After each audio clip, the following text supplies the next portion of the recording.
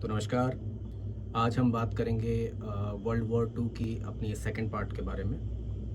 First part में हमने ये जाना कि किस तरीके से हिटलर पूरे के पूरे यूरोप पे एक तरीके से कब्जा कर लेता है। सिर्फ ब्रिटेन ही एकमात्र ऐसा देश बचता है पूरे यूरोप में जिस पे हिटलर का कब्जा या ट्रीटी नहीं होती। यूएसएसआर के साथ में उसकी ट्रीटी होती है, इसकी वजह से वो उसके ऊपर हमला नहीं करेंगे, हिटलर के साथ में थे। इटली के जो मुसोलिनी था, तानाशाह, उसके साथ में उसकी ट्रीटी थी, संबंध थे, तो वो भी उसके ऊपर हमला नहीं कर रहा था। तो सिर्फ और सिर्फ ब्रिटेन ही बचा था। ऐसे में हिटलर का ये मानना था कि अगर ब्रिटेन को कोई पीस ट्रीटी ऑफर की जाती है तो वो घुटने टेक देगा और जर्मनी के अंदर में आ जाएगा। लेकिन ऐसा होता नहीं है। विंस्टन चर्चिल साफ मना कर देते हैं कि वो घुटने नहीं टेकेंगे, वो लड़ाई करेंगे ही करेंगे।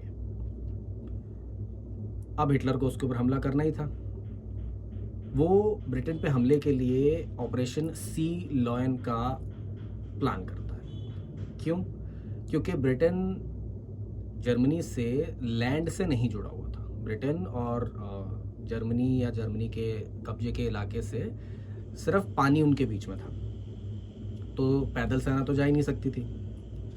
अगर पानी के सहारे जाते, नेवल फोर्स से जाते, तो जो रॉयल नेवी थी ब्रिटेन की, वो बहुत ज़्यादा बड़ी थी। उससे जर्मनी की नौसेना की कोई टक्कर नहीं थी, नुकसान ही होता था उनको। तो अब बचता है सिर्फ हवाई रास्ता। यहाँ पे जर्मनी पावर में था। क्यों? क्योंकि जर्मन एयरफोर्स लुफ्टवाफे में 2600 हवाई जहाज़ थे, जबकि ब्रिटिश रॉयल एयरफोर्स में सिर्फ 700 हवाई जहाज़ थे। इसलिए 10 जुलाई 1940 को हिटलर ब्रिटेन के ऊपर हवाई हमला चालू करता है। और वो बेसिकली पहले टारगेट करता है जो हवाई जहाज़ हैं, एयरपोर्ट हैं, फैक्ट्रीज़ हैं, उनके ऊपर। ब्रिटिश रॉयल एयरफोर्स पूरा ट्राई करती है अपने आप को डिफेंड करने का, लेकिन ऑब्वियसली उतने ज़्यादा सक्सेसफुल नहीं हो पाते।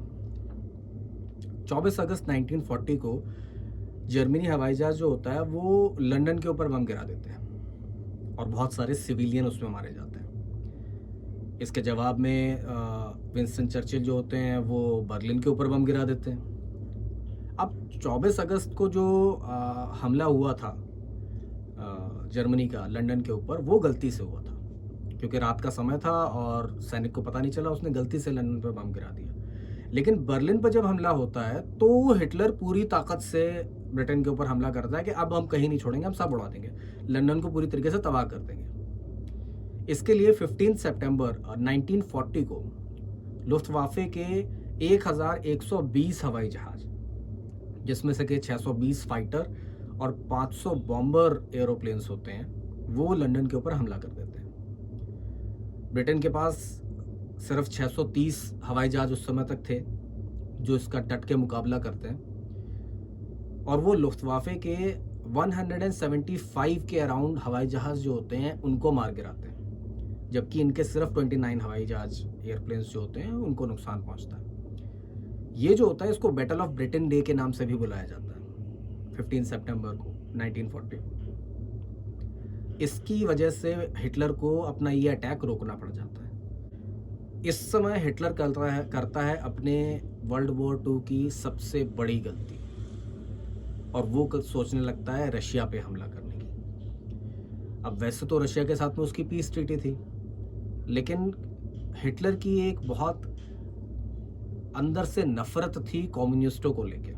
वो कम्युनिस्ट लोगों से बहुत नफरत करता था, और रशिया तो था ही कम्युनिस्ट। उसको ऐसा लगता है कि पहली बात तो उसकी ये नफरत हो गई जिसकी वजह से वो हमला करना चाहता है। दूसरा, उसको लगता है कि अगर रशिया जितनी बड़े लैंड के ऊपर वो कब्जा कर लेगा तभी जर्मनी असली में एक बहुत बड़ी पावर के रूप में आगे बढ़ सकता है। इसके लिए 22 जून 1941 को हिटलर रशिया के ऊपर हमला कर देता है। वो सोचता है कि पहला हमला वो लेनिनग्राड पे करेगा जहां पे कि स्टालिन रहता था, दूसरा हमला मॉस्को पे करेगा, और तीसरा हमला जो है वो यूक्रेन के थ्रू जाके करेगा, ताकि जैसे उसने फ्रांस के ऊपर 3 तरफ से हमला करके कब्जा किया था वैसे ही वो रशिया के साथ में करे। अब ऐसा होते ही जैसे ही रशिया के ऊपर हमला करता है हिटलर, रशिया एक्सेस पावर का साथ छोड़ के एलाइड पावर के साथ में मिल जाता है। एलाइड फोर्सेस इसके लिए वो ब्रिटेन के साथ में एक ट्रीटी कर लेता है। और वैसे तो रशियन सेना जो होती है वो जर्मन की सेना से बहुत ज़्यादा बड़ी होती है, लेकिन जर्मनी की जो सेना होती है वो टेक्नोलॉजिकली बहुत एडवांस होती है। इस वजह से रशिया डायरेक्टली जर्मनी से नहीं भिड़ना चाहता। वो चाहता था कि वो एलाइड फोर्सेस के साथ में ही उनके साथ में। Mr. Molotov signed for the Soviet this vitally important undertaking on the part of both countries to fight Hitlerite Germany till victory is won. Neither country to negotiate or conclude a separate peace. अब Britain Russia को मदद भेजने के लिए जो रास्ता चुनता है उसमें आता है ईरान। ईरान में जो सरकार थी वो प्रो नाजी थी। इस वजह से सबसे पहले तो ब्रिटेन और रशिया मिलके ईरान के ऊपर कब्जा करते हैं। उसके बाद में ब्रिटेन ईरान के थ्रू सोवियत रूस की मदद करने लगता है। जब ये सब हो रहा होता है, ईरान के ऊपर हमला करके रास्ता बना रहे होते हैं, सब कर रहे होते हैं, इसी दौरान हिटलर अपनी ब्लिट्जक्रीग टेक्निक के द्वारा बहुत तेज़ी से आगे बढ़ता है। और जो 3 तरफ से वो रशिया पे हमला करता है, 100 किलोमीटर तो वो 2 दिन में बढ़ जाता है। कुछ ही दिनों के अंदर वो मॉस्को से सिर्फ 300 किलोमीटर दूर रह जाता है। लेकिन अब हिटलर और उसके जो कमांडर्स थे उनके बीच में थोड़ी सी मतभेद हो जाती है, जिसकी वजह से जो अगला हमला होता है वो अक्टूबर 1941 तक के लिए टल जाता है। ये रशिया के लिए बहुत फायदेमंद होता है क्योंकि रशिया में ठंड बहुत पड़ती है, जिसमें लड़ने की आदत रशिया के सैनिकों को तो थी लेकिन जर्मन सैनिकों को नहीं थी। दूसरी तरफ जो जापान होता है वो रशिया के साथ में एक नॉन एग्रेशन ट्रीटी साइन कर लेता है। तो जो रशिया की सेना ईस्टर्न बॉर्डर पे जापान के साथ में लड़ रही थी वो भी हिटलर से लड़ने के लिए आ जाती है। अब दिसंबर 41 में वो होता है जो वर्ल्ड वॉर 2 को ख़त्म करने का काम करता है। जापान बिना किसी रीज़न के, बिना किसी प्रोवोकेशन के यूएस के ऊपर हमला कर देता है। यूएस के पर्ल हार्बर पे बॉम्बिंग करता है, जिसमें लगभग 2300 अमेरिकन सैनिक जो होते हैं वो मारे जाते हैं। अभी तक जो कुछ भी लड़ाई हो रही थी वो यूरोप में हो रही थी और अमेरिका उसमें कहीं भी नहीं पड़ रहा था। लेकिन जब पर्ल हार्बर के ऊपर हमला होता है तो वो एलाइड फोर्सेस का साथ देने लग जाता है। यूके, सोवियत यूनियन और चाइना के साथ में जुड़ जाता है और जर्मनी और जापान के खिलाफ युद्ध की घोषणा कर देता है। I ask that the Congress declare a state of war has existed between the United States and the Japanese Empire.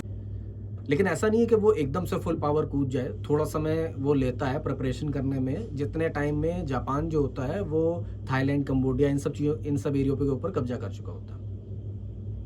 अब मिड ऑफ 1942 में हिटलर ये सोचता है कि जो ईरान का इलाका पड़ रहा है, जहाँ क्या कहते हैं, जहाँ से मदद मिल रही है रशिया को, वहाँ पे हमला करके उस मदद को रोका जाए। और वो स्टालिनग्राद में ये युद्ध होता है जिसको वॉर ऑफ स्टालिनग्राद भी कहा जाता है। ये बहुत लंबी चलती है लड़ाई। आप ये मानिए कि मिड ऑफ 1942 में ये शुरू होती है और फरवरी 1943 तक चलती है। और इसका एंड होता है रशिया की जीत के साथ में, जब 3 लाख जर्मन सिपाही जो होते हैं वो रशिया के सामने सरेंडर करते हैं। और ये वर्ल्ड वॉर 2 में जर्मनी की सबसे बड़ी हार होती है और एक तरीके से टर्निंग पॉइंट भी बन जाती है। जिस समय ये वॉर ऑफ स्टालिनग्राद शुरू हुई थी मिड ऑफ 1942 जून में ही, एक बैटल ऑफ मिडवे भी होता है। उसमें एलाइड फोर्सेस जो होती हैं वो साउथ पैसिफिक में जापानी टेरिटरी के ऊपर हमला करती हैं और जापान के मेन 4 एयरक्राफ्ट और सप्लाई कैरियर्स जो होते हैं उनको तबाह कर देती हैं। ये जापान के लिए बहुत बड़ा सेटबैक होता है। In the Battle of Midway, the Japanese carrier fleet, the mightiest in existence, was utterly destroyed. Japan, at the height of her military power, lost not only a major naval engagement, but in a single day doomed the Japanese Empire to ruin. By end of 1942, Allied forces जो होती हैं वो Egypt और access powers को भी मुक्त करा लेती हैं। जैसा कि मैंने बताया, अर्ली 1943 में बैटल ऑफ स्टालिनग्राद जीता था। एक बहुत बड़ी हार हुई थी जर्मनी की। उसी समय जुलाई 1943 में इटली की जो जनता होती है वो वहाँ के डिक्टेटर मुसोलिनी, जो हिटलर का फ्रेंड बना हुआ था, उसको तख्ते से उतार फेंकती है। इटली में एक एंटी फासिस्ट मूवमेंट देखने को मिलता है और बहुत सारे लोग पार्टिसन्स बनते हैं। पार्टिसन्स का मतलब होता है वो सिविलियन जो अपने हक के लिए, सच्चाई के लिए, आज़ादी के लिए हथियार उठा लें। इसके बारे में एक बहुत ही इंटरेस्टिंग फैक्ट भी है। आपने आजकल वेब सीरीज़ देखा होगा मनी हाइस्ट, उसमें जो बेला चाओ गाना है, उसमें जो पहली लाइन में बोला गया सबसे वर्ड ओ पार्टी जानो, वो इन पार्टिसान्स के बारे में ही है। तो मुसोलिनी जो होता है उसको एक पार्टिसन, एक आम गांव वाला होता है, वो गोली मार के उसकी हत्या कर देता है। अब इटली में जो सरकार बनती है वो हिटलर का साथ नहीं देती, जो साफ बोल देती है कि हम एलाइड फोर्सेस से ट्रीटी कर ले रहे हैं, हमें कोई लड़ाई नहीं करनी, हम शांति में पीसफुल हो गए। नवंबर 1943 में स्टालिन, रूजवेल्ट और चर्चिल तेहरान में मिलते हैं। उसे द तेहरान कॉन्फ्रेंस के नाम से जाना जाता है। स्टालिन मतलब रशिया के हो गए, रूजवेल्ट अमेरिका के हो गए और चर्चिल यूके के हो गए। सब बड़े बड़े जो ताकतें होती हैं वो तेहरान कॉन्फ्रेंस में मिलकर ये सोचती हैं कि इस वॉर को, सेकेंड वर्ल्ड वॉर को रोका किस तरीके से जाए। इसमें काफ़ी सारी रणनीति बनती हैं, काफ़ी चीज़ें होती हैं। 6 जून 1944 को डी डे के नाम से जाना जाता है। इसमें एलाइड फोर्सेस जो होती हैं वो 1.5 लाख से ज़्यादा सैनिक फ्रांस के नॉर्मेंडी बीच के ऊपर उतारते हैं ताकि जो जर्मन फोर्स है उनसे फ्रांस को आज़ाद किया जा सके। Another of the great decisive battles of world history has been joined. This is the day for which free people long have waited. This is D-Day.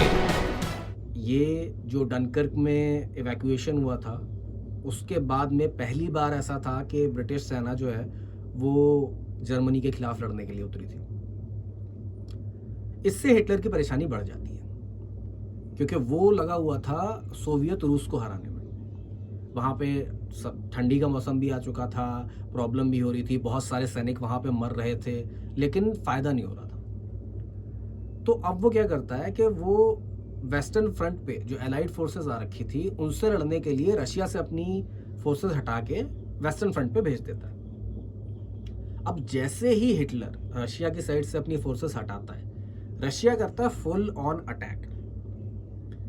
वो काउंटर अटैक करके Poland, Romania, Czechoslovakia, Hungary सबको Soviet में मिला लेता है। सब जगह से जर्मन सैनिकों को हरा के खदेड़ के बाहर निकाल देता है।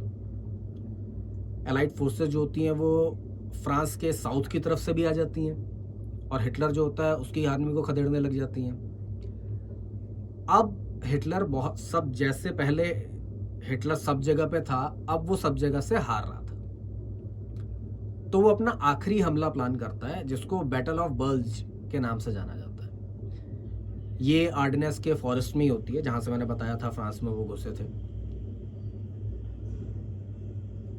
इस समय जो एलाइड फोर्सेस होती हैं वो जर्मनी में घुसने से पहले जर्मनी के शहरों के ऊपर जबरदस्त बमबारी करती हैं और फरवरी 1945 में होता है याल्टा कॉन्फ्रेंस। इसमें यह अनाउंस किया जाता है कि जो भी देश हिटलर के खिलाफ चाहें युद्ध की घोषणा कर सकते हैं, एलाइड फोर्सेस का पार्ट बन सकते हैं। और ये कॉन्फ्रेंस होते ही Venezuela, Uruguay, Turkey, Egypt, Saudi Arabia, Syria, Lebanon, Paraguay सब के सब जर्मनी के खिलाफ वॉर डिक्लेयर कर देते हैं और एलाइड फोर्सेस के साथ में आ जाते हैं। लास्ट के जो 4 महीने होते हैं वर्ल्ड वॉर 2 के, वो सबसे खतरनाक होते हैं। उसमें आप मान के चलिए 25 से 30 हज़ार लोग डेली मारे जाते हैं। एलाइड फोर्सेस जो होती हैं वो जर्मनी के कब्जे वाली जगहों को धीरे धीरे छुड़वा के आगे बढ़ती जाती हैं। उन्हें रास्ते में पता नहीं कितने ही कॉन्सेंट्रेशन कैंप्स दिखते हैं जहाँ पे बेगुनाह ज्यूज को मारा गया होता है। जब हिटलर ये देखता है कि वो सब तरफ से घिर चुका है, अब उसके जीतने का कोई रास्ता नहीं बचा है, ऑलमोस्ट सेना उसके दरवाजे पे आ चुकी है, तो 30 अप्रैल 1945 को हिटलर सुसाइड कर लेता है, आत्महत्या कर लेता है। मई 1945 को सोवियत आर्मी जो होती है वो बर्लिन को पूरी तरीके से घेर लेती है और 8th ऑफ मई 1945 को जर्मनी फॉर्मली सरेंडर कर देता है। 6th ऑफ जुलाई 1945 को यूके अपना फ्लैग बर्लिन के अपना जो हिस्सा होता है उसके ऊपर फहरा देते हैं। The Union Jack goes up to signalize the taking over by the British troops of their sector of Berlin. The date is July the 6th, 1945. A date the history books will remember. एक तरीके से world war खत्म सा हो गया था, लेकिन अभी भी एक देश था जो नहीं मान रहा था, वो था जापान।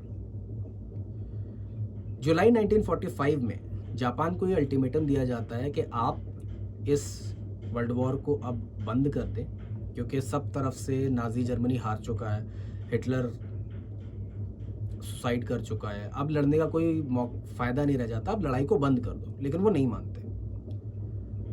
तो 6 ऑफ अगस्त 1945 में दुनिया पहली बार वो चीज़ देखती है जो शायद दोबारा कभी नहीं देखना चाहती।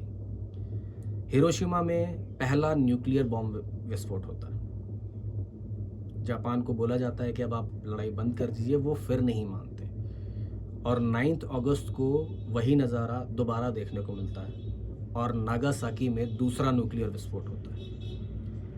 अब जापान घुटने टेक देता है और इस तरीके से वर्ल्ड वॉर 2 पूरी तरीके से ख़त्म हो जाती है।